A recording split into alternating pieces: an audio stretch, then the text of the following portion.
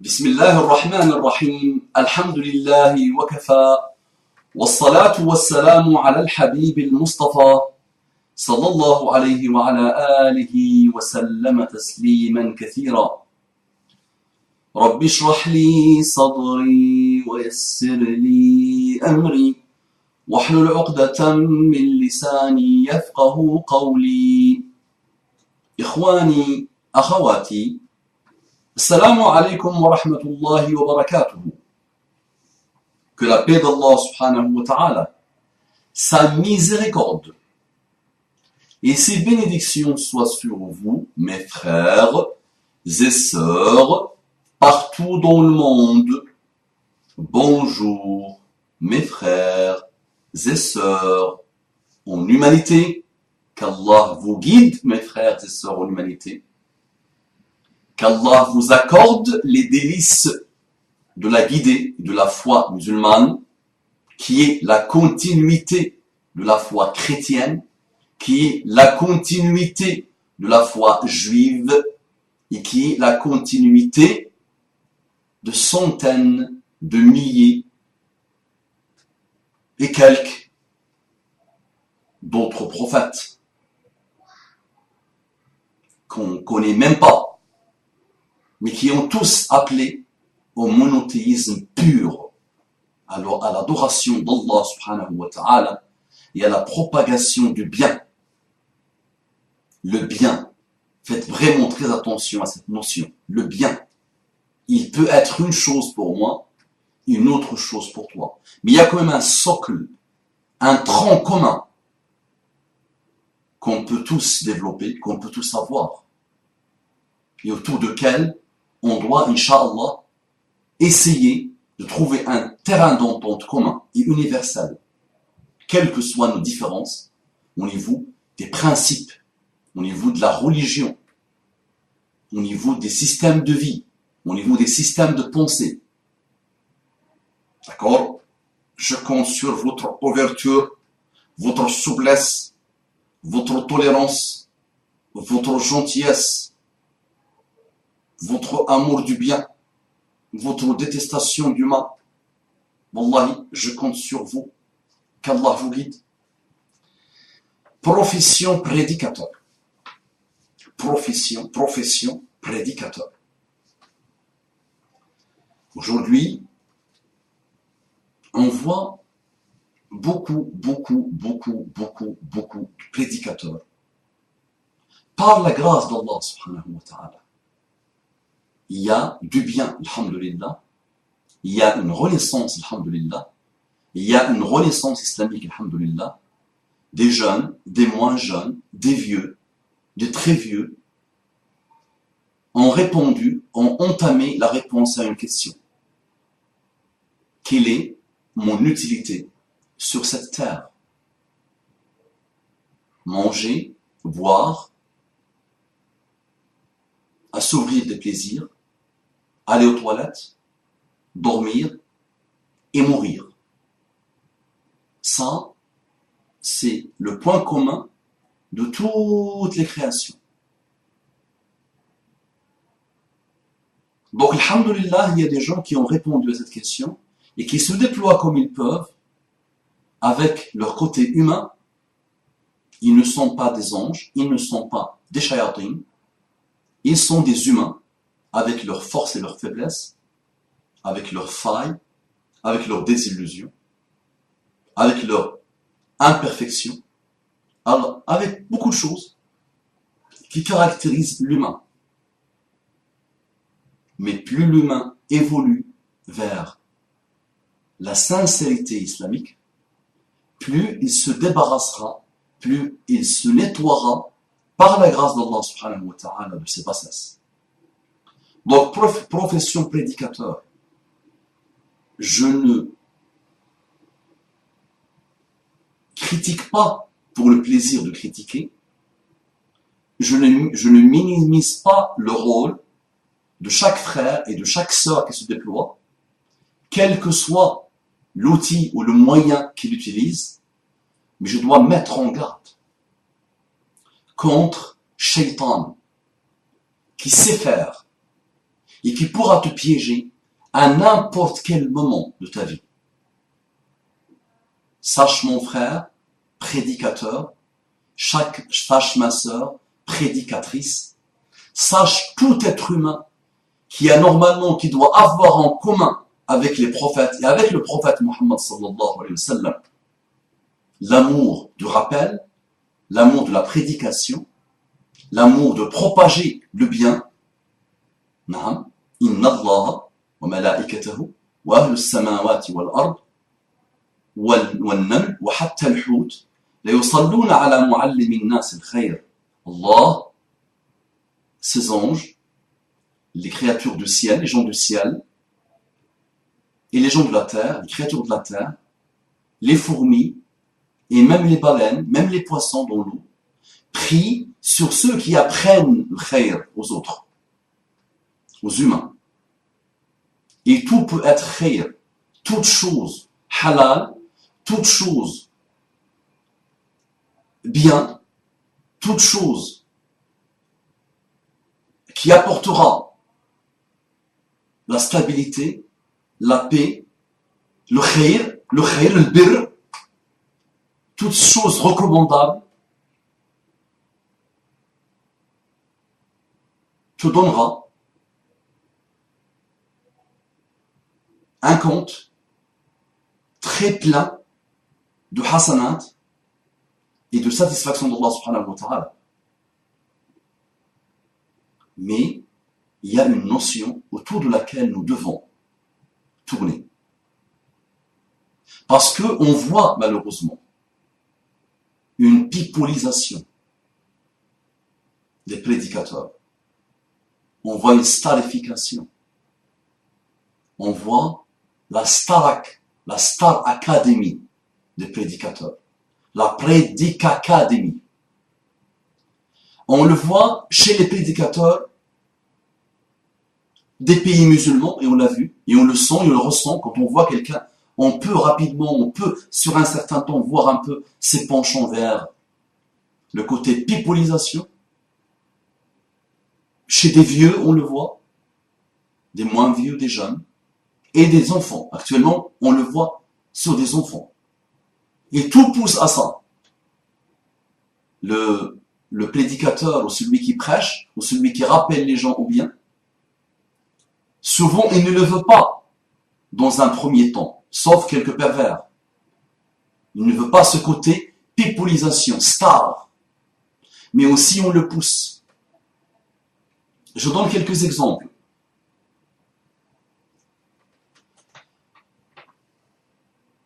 Par la grâce d'Allah subhanahu wa ta'ala, je me suis déplacé dans pas mal d'endroits en France et dans quelques mosquées en Belgique. Et je vois subhanallah des gens qui parfois font des files d'attente pour me saluer. Jusqu'à là, il n'y a pas de problème. Tu aimes ton frère pour Allah et tu l'aimes aussi toujours pour Allah et parce qu'il essaie aussi d'appeler les gens à Allah d'une manière directe et indirecte. Tu obtiens l'amour d'Allah subhanahu wa ta'ala. Mar'u ma'aman ahab, disait Muhammad sallallahu alayhi wa sallam. Mar, l'être humain, le musulman, il est avec ceux qu'il aime. Mais moi, je vois que quelques frères et quelques sœurs en font de trop. Parfois, je les vois trembler devant moi. Et parfois, je leur dis, les amis, j'entre dans les toilettes et je pue. Parfois, j'embrasse des mains pour leur montrer que je suis qu'un humain comme toi.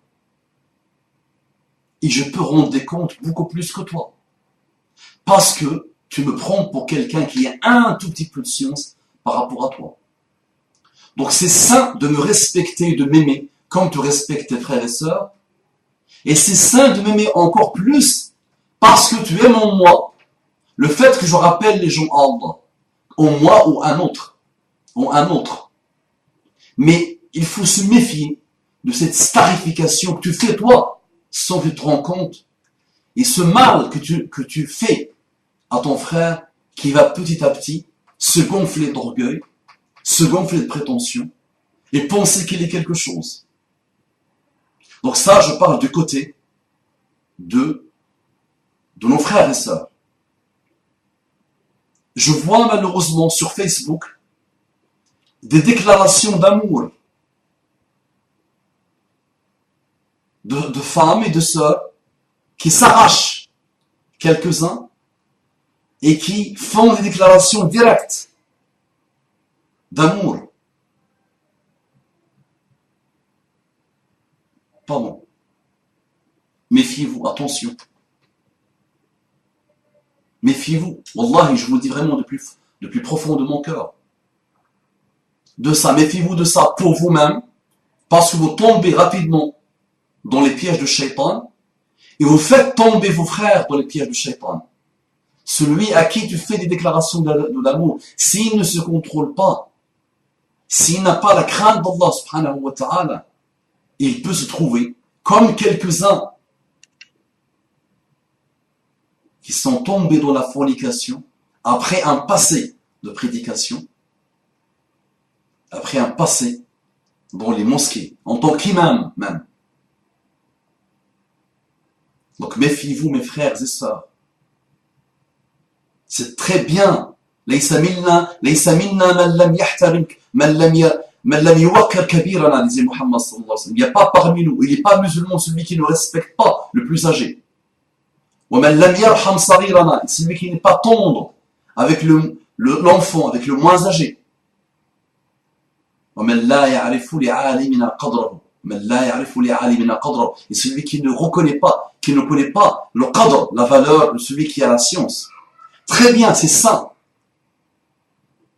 D'aimer quelqu'un, de le respecter, mais toujours le juste milieu. Donc là, il y a des dérives sans fin que nos frères et sœurs font par rapport à celui qui leur fait da'wah. Muhammad sallallahu alayhi wa sallam, les sahaba sont assis, ils passent, ils veulent se lever. Pour lui, il disait non. Il refusait. Un jour, il y a un qui est venu, il tremblait devant lui. Et Muhammad sallallahu alayhi wa sallam lui disait, Hawwin alayk, calme-toi, hawwin alayk, calme. Innama ana abdun min ibadillah. Je suis qu'un serviteur d'Allah. Je suis qu'un esclave d'Allah. Ummi kanat ta'kulu al-qadid bi Makkah. Ma mère mangeait le qadid, le gadid comme disent les maghrébins, la viande asséchée à la Mecque. Je ne suis pas un roi. Ça, c'est la meilleure créature d'Allah subhanahu wa ta'ala qui se comportait de cette manière. Donc, n'aidez pas Shaitan sur vos frères et sur vos sœurs. Et on voit aussi, et moi je l'ai vu avant l'avènement de l'Internet, je l'ai vu chez les pseudo-sophies, je l'ai vu chez les pseudo-salafis, je l'ai vu chez le pseudo-tabléri, je l'ai vu chez les pseudo-chiites. Celui qui maîtrise un peu plus, on le vénère de trop jusqu'à ce qu'il commence à se prendre pour quelque chose. Et j'ai vu des gens insulter les faibles, leurs disciples, leurs vénérateurs. J'ai vu des manipulations, j'ai vu des choses lourdes. Et j'ai observé des choses avant l'avènement de l'Internet. L'Internet multiplie par 10 milliards la chose.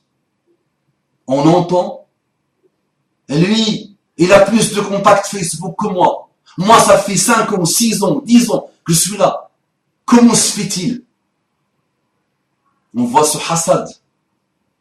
On voit des associations, j'entends tellement de choses sur les associations musulmanes, j'ai tellement vu avant l'avènement de l'Internet. Des haines, des bassasses, des mesquineries, des querelles entre associations.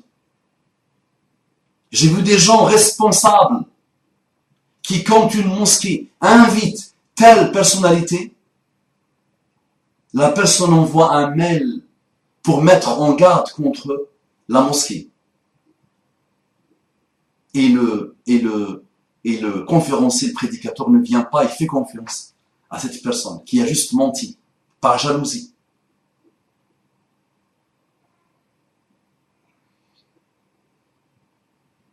On voit aujourd'hui des mosquées qui starifient des sectes, qui pipolisent des sectes, qui se sectarisent jusqu'au bout du bout. À Nice, une jeune femme me dit, je voulais inviter Ammi Hassan, et j'ai mis beaucoup de temps avant de l'inviter parce que chaque mosquée, elle disait que elle n'est pas trop frère musulman, elle n'est pas trop salafi, elle n'a pas trop l'étiquette tabliri. Et elle a fini par trouver une association, une mosquée sans étiquette. Mais ça a été difficile, ça a été dur. Donc on pipolise même des sectes. On s'adore, on adore notre groupe. Et on n'écoute pas l'autre, qui peut être quelqu'un de paix, un chevalier de la da'wah. On l'écoute pas parce que il n'a pas l'étiquette, il n'est pas trop étiqueté. Méfiez-vous, mes frères et sœurs, de la caméra. Elle est extrêmement dangereuse. Dès que tu sens que tu es satisfait, trop satisfait de toi, quitte, arrête.